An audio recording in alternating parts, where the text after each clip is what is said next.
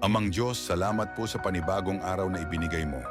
Bagamat pagod na ang katawan at minsan ay sumasabay pa ang bigat ng damdamin, salamat at ako'y muling nagising. Alam mo po ang lahat ng pinagdadaanan ko, ang kakapusan, ang mga alalahanin, ang pagod sa trabaho, ang kawalang kasiguraduhan sa kinabukasan. Minsan naiiyak na lang ako sa tahimik dahil ayokong makita ng iba ang bigat na dinadala ko.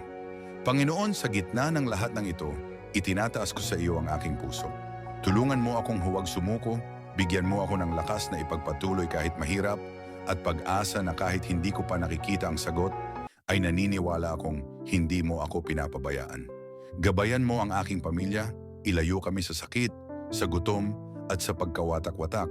Ipaalala mo po sa amin na kahit wala kaming sobra, basta magkasama kami, may pag-asa. At sa bawat taong katulad ko na lumalaban araw-araw, yakapin mo rin sila, iparamdam mong hindi sila nag-iisa.